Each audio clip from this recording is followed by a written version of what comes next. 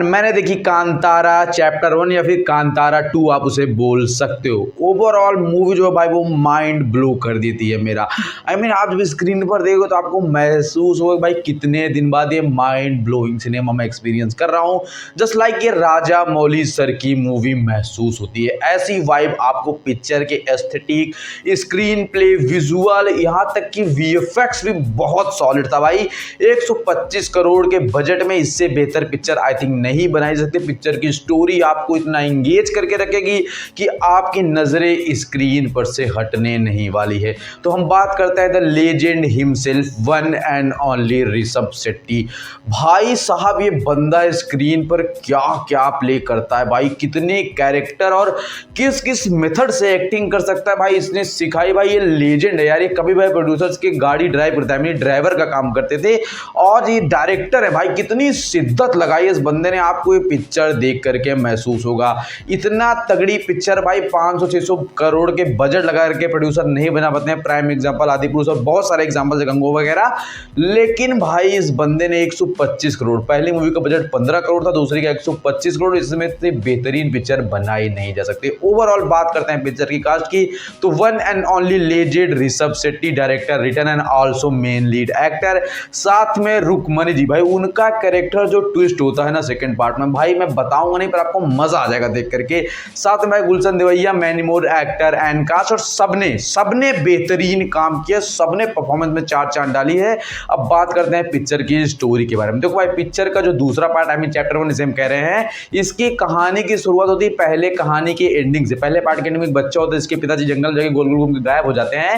Actually वो बड़ा होकर वो पूछता है कि मेरे पिताजी जो हैं यहाँ पे ही क्यों गायब हो। तो वहाँ पे एक अंकल होते हैं, उनको कहानी बताना शुरू करते हैं कि बहुत समय पहले देवता जो कि उल्का पिंड के रूप में धरती पर आए थे और जंगल के बीच में कहीं बस गए थे। वहां समय एक क्रूर राजा राज करता था जिसका नाम था विजेंद्र। एक्चुअली वो जंगल में आया था और वहां के लोगों को पकड़ पकड़ के आदिवासियों को ले जाता था ताकि उनसे काम करवा सके, मेहनत मजदूरी, उनके हाथ पैर काटे था, मतलब उनको अत्याचार वगैरह करता था।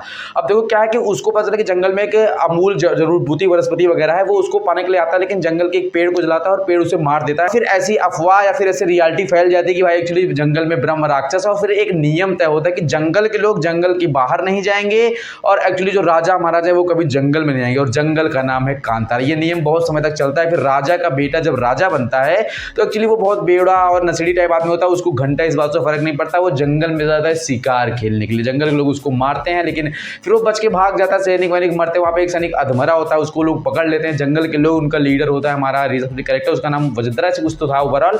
तो एक्चुअली वो कहता है कि भाई हमें भी अपने यहाँ ले चलो, अपने राज में तुम लोग कैसे जीते हो, क्या विकसित है, हमसे कितना डिफरेंट है, हम देख सके। वो देखने के लिए आते हैं इनके राज्य में और बहुत कुछ सीखते हैं, बहुत लड़ाई झगड़ा होते हैं, कैदी वैदी होते हैं, इनकी शक्ति को उनको पता चलता है। और फिर एक्चुअली क्या ये लोग व्यापार करना सीखते हैं।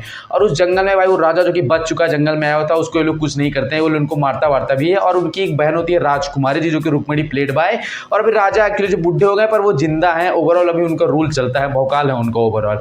उसके बाद ऋषभ शेट्टी वहां से व्यापार करना शुरू करते हैं, इनके बंदरगाहों वगैरह पर कब्जा कर लेते हैं। तो राजकुमारी जी इनके ऊपर अपने प्रेम जाल में या फिर ट्विस्ट थोड़े आगे बढ़ता है। राजकुमारी इनका उनका थोड़ा बहुत बात आगे बढ़ती है, सब कुछ ठीक ठाक चलता है। ये लोग वहाँ पे अच्छा खासा व्यापार करने लगते हैं, इनका भी नाम हो जाता है। राजकुमारी इनका अच्छा खासा संपर्क होने लगता है, काफी कुछ आगे बात बढ़ जाती है। उसके बाद फिर राजा के भाई को पता चलता है, वो थोड़ा सा तिलमिलाया रहता है कि मेरी बहन के साथ ये लड़ा रहा है और मेरी बहन भी उसमें कंट्रीब्यूट कर रही है। वो जाता है एक दिन रात में इन लोग के देवताओं का अपमान करता है और पूरा जंगल जला देता है और बहुत सारे लोग मर जाते हैं। ऋषभ कैरेक्टर इसको देखता है और भाई राजा के बेटे को वो मार देता है। अब राजा के बेटे की लाश वहां वापस जाती है, फिर वहां पर उनकी देवताओं की मूर्ति खंडित होती है जो कि राजा क्या होती है। फिर ये एक्चुअली रिक्वेस्ट करते हैं लोग से, अगर भाई आपके जो देवता है वो हमारे मंदिर में स्थापित कर दो कि भाई देवताओं की यही इच्छा है। तो ये लोग भी कन्विंस हो जाते हैं कि भाई देवता वहां पे स्थापित करते हैं और वहां पे उन लोगों को मिल जाती हैं उन देवों देवताओं की शक्तियां। और वो लोग फिर इनके जंगल पर ही कब्जा कर लेते हैं और इनकी जंगल को पूरे से नष्ट करने की कोशिश करते हैं। फिर ऋषभ कैरेक्टर की शक्तियां चली गई होती है, जो कि भाई वो कहां से आया कहां गया इसको किसी को पता नहीं होता। बस दैवीय शक्तियों का कुछ वो उद्गम है, उत्पन्न हुए उन चीजों से। एंड भाई वहां पे गुफा वाला एक सीक्वेंस जहाँ पे वो त्रिशूल लेकर आते हैं, जो फाइट करते हैं। और जो रानी है, जो राजा की जो बहन थी, वो बहुत बड़ी गेम खेलर थी, उसने गेम दिख रहा था वो एक्चुअली एक अलग तरीके के कबीले से मिले जो कि भाई आपको इविल टाइप है। पिक्चर में देखिए पता चलेगा, सब कुछ नहीं बता सकता क्योंकि पिक्चर का ट्विस्ट नहीं खराब करता, वही मेन चीज़ है। एंड बीच में जो रथ में फाइट होती है, जो एक्शन सीक्वेंसेस होते हैं भाई यार, मैं बता रहा हूँ आपको बाहुबली, मगधीरा, बड़ी बड़ी फिल्मों को याद आएगी इसको देख करके। इसका स्क्रीन प्ले कुछ इतना सॉलिड है। और भाई कांतारा चैप्टर 1 से बोल रहे हैं जो कि पार्ट 2 है, इसका पार्ट 3 पार्ट 2 भी आएगा। और वो बच्चे की भी कहानी के चले कंटिन्यू की पूरी स्टोरी फ्लैश बैक में चले, जो कि मैंने आपको काफ़ी अच्छा कॉन्टेक्स्ट दिया, आपको समझ में आएगा कि पिक्चर में होने क्या वाला है। और मैं बता रहा हूँ भाई, मैं बता रहा हूँ बहुत दिन बाद ऐसे पीक सिनेमा महसूस किया मैंने। मतलब आप कुछ पिक्चरें देखते हो, आपको अच्छी लगती है, आप घर आते हो, पर आप कुछ पिक्चरें देखते हो और आप उसके बारे में काफ़ी देर तक सोचते सोचते घर आते हो। तो ये कुछ उस तरह की पिक्चर है। इसका सिनेमेटोग्राफी, इसके म्यूजिक्स, रुक्मणी जो कि भाई काफ़ी अच्छी परफॉर्मेंस दी है, साथ में भाई मैं ऋषभ शेट्टी, भाई इनकी परफॉर्मेंस तो मैं बता रहा हूँ मैं डिस्क्राइब ही नहीं कर सकता। सूरज कुमार इनके पैर से तो मैं भी मिल जाऊँ तो छू लूँ भाई कि आप ये पीक सिनेमा डिलीवर कर रहे हो और आप डायरेक्ट रिटेन सब कुछ आप ही कर रहे हो यार। लेजेंड यार बंदा अपने आप में। उसे ऋतिक रोशन की पिक्चर जो आने वाली है हम वाले फिल्म के अंदर, वो भी यही डायरेक्ट कर रहे हैं। तो भाई मुझे तो पूरा यकीन है कि फाड़ देगी पिक्चर। और ओवरऑल मैं इतना कहना चाहता हूं कि भाई इसको रेटिंग देना तो 4 स्टार हंसते खेलते, 4.5 भी दे सकते हो, वो आपकी अपनी चॉइस है। पर मुझे मजा आ गया भाई। आप देखोगे तो आपका 2.5 घंटे 40 मिनट पिक्चर है, 2.5 घंटे आप मान लो गाने वाने का निकाल दो। पर गाने वाने भी ऐसे भाई पिक्चर को इंटरप्ट नहीं करते, पिक्चर के शुरू में से मिक्स होते हैं और मिक्स होकर निकल भी जाते हैं। और वो अच्छा भी मिलेगा, बुरा भी मिलेगा, पर आपको ऐसे बोरियत फील नहीं होगी। एंड आप कहीं भी फ़ोन चलाने की कोशिश नहीं करोगे, पिक्चर इतनी ज़्यादा इंटरेस्टिंग है। तो भाई पिक्चर बेहतरीन है। VFX, CGI, visual, music, screen play, writing, acting, सब कुछ एकदम पीक सिनेमा जिसे बोलते हैं वो आपको महसूस करवा देगी। ओवरऑल उम्मीद है आपको वीडियो पसंद आया, चैनल सब्सक्राइब शेयर करना है। मिलते हैं नेक्स्ट